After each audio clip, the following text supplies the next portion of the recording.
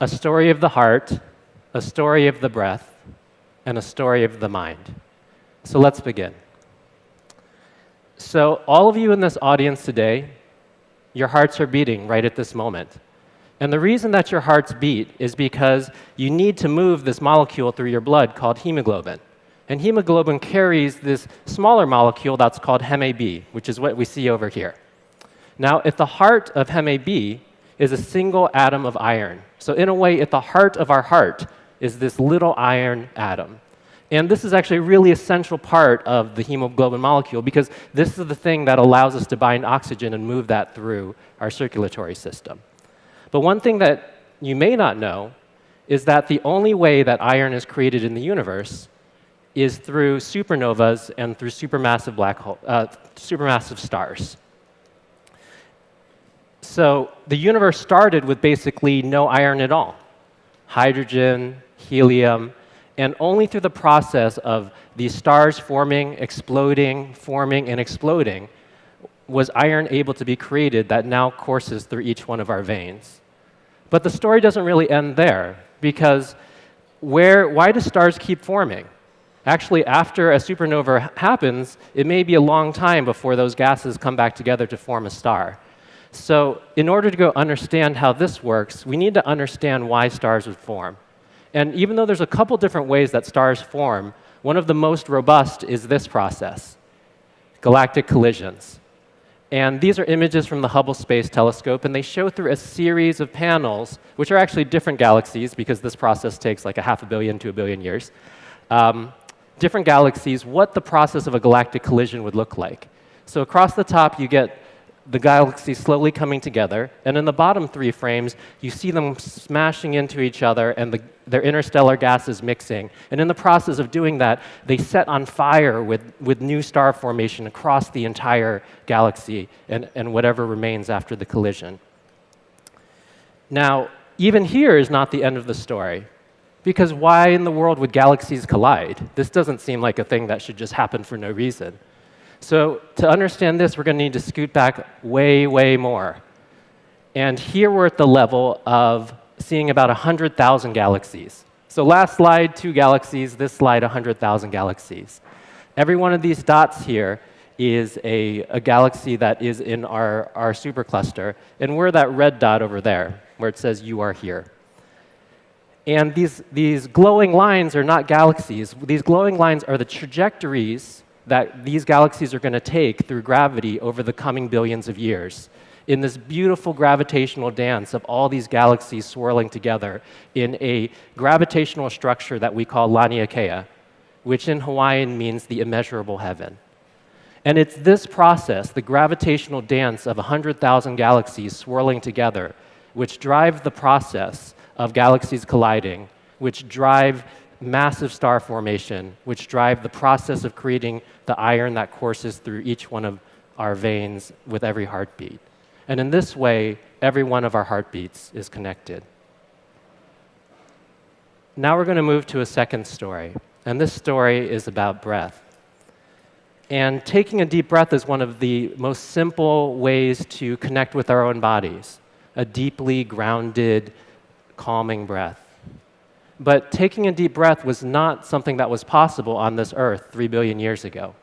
On this slide, we have the composition of the atmosphere of the Earth during that time period. We had about the same amount of nitrogen, but we had almost no oxygen at all. So you would be taking a breath in vain 3 billion years ago. And we actually had a huge amount of carbon dioxide. And the net effect was a almost inhabitable planet.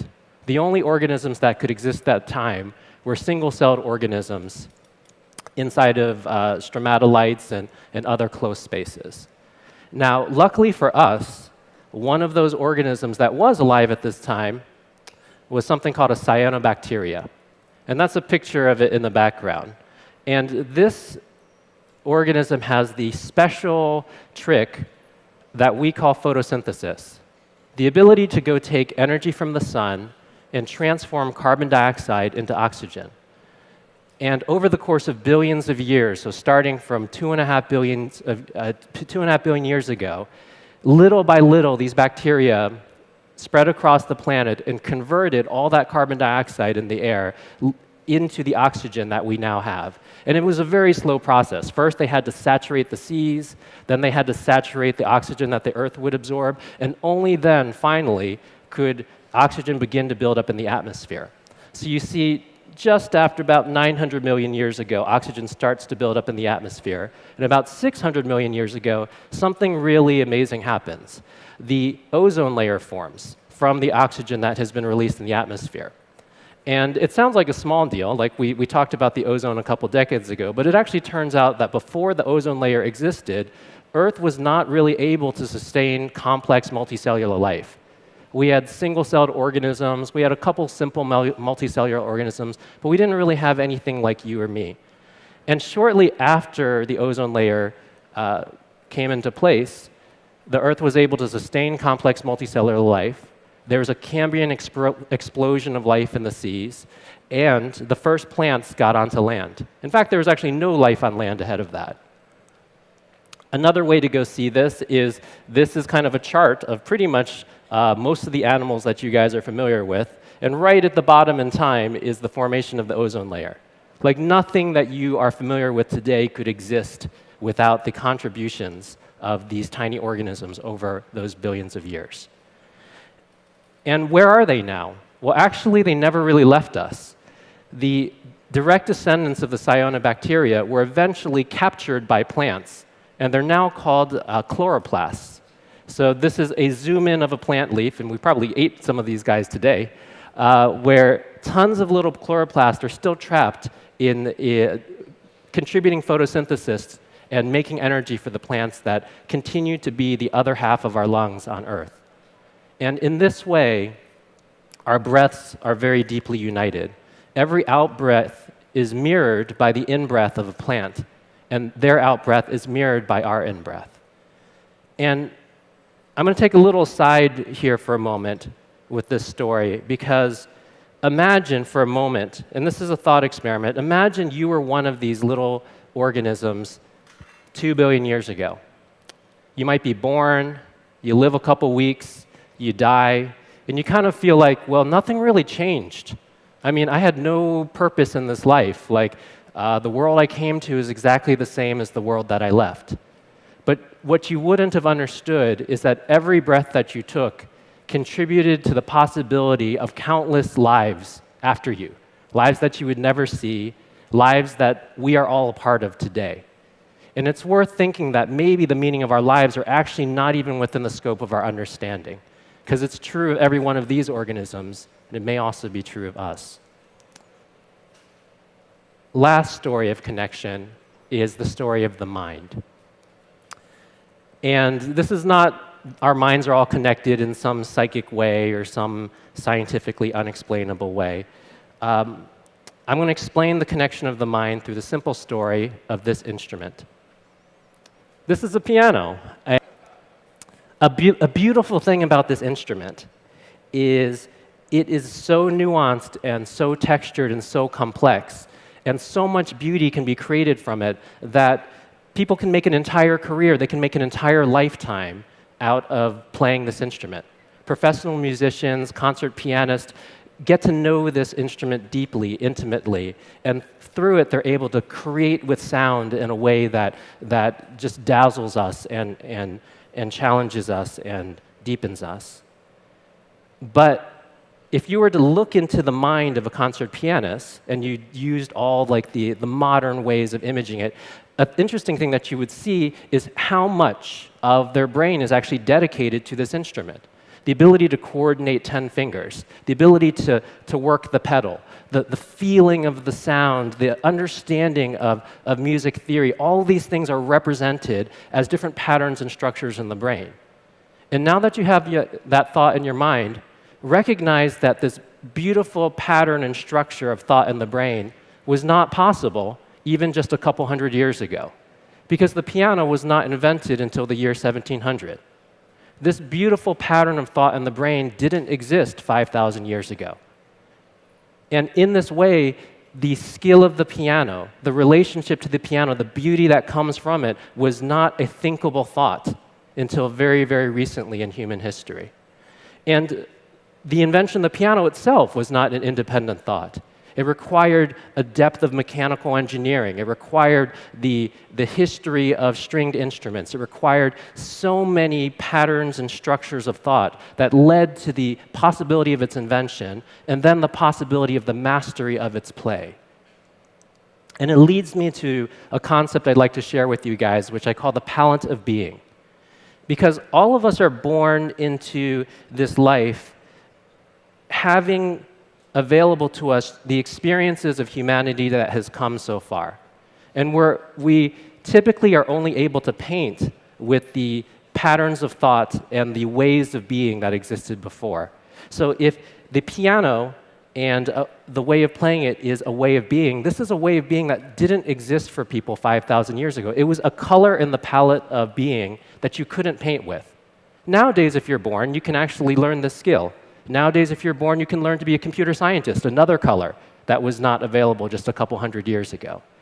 And our lives are really beautiful for the following reason. We're born into this life. We have the ability to go make this unique painting with the colors of being that are around us at the point of our birth. But in the process of life, we also have the unique opportunity to create a new color.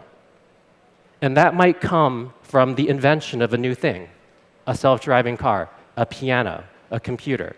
It might come from the way that you express yourself as a human being. It might come from a piece of artwork that you create. Each one of these ways of being, these things that we put out into the world through the creative process of mixing together all the other things that existed at the point that we were born, allow us to expand the palette of being for all of society after us. And this leads me to a very simple way to go frame everything that we've talked about today. Because I think a lot of us understand that we exist in this kind of marvelous universe, but we think about this universe as we're this tiny, unimportant thing. That there's this massive physical universe, and inside of it, there's the biosphere, and inside of that, that's society, and inside of us, well, we're just one person out of 7 billion people, and how can we matter? And we think about this as like a container relationship where all the goodness comes from the outside to the inside, and there's nothing really special about us. But the palette of being says the opposite. It says that the way that we are in our lives, the way that we affect our friends and our family, begin to change the way that they are able to paint in the future, begins to change the way that communities then affect society, the way that society could then affect its relationship to the biosphere, and the way that the biosphere could then affect the physical planet and the universe itself. And if it's a possible thing for cyanobacteria to completely transform the physical environment of our planet, it is absolutely a possible thing for us to do the same thing. And it leads to a really important question for the way that we're going to do that, the manner in which we're going to do that. Because we've been given this amazing gift of consciousness. And because of this gift, we have the ability to deeply understand our connectedness in the way that we haven't seen other animals having the opportunity to do so. And because we can deeply understand our connectedness, we're the ones that have the decision on how we're going to go use that knowledge, how we're going to go use it to build our societies and to shape our lives. I think the reason that all the spiritual traditions have got this concept of we are all connected inside of it is because the societies that actually deeply adopt this idea are the ones that over time deepen their level of consideration, deepen their level of expression, deepen their level of understanding for each other. And this is the reason that this idea pops up over and over at the core of spiritual traditions.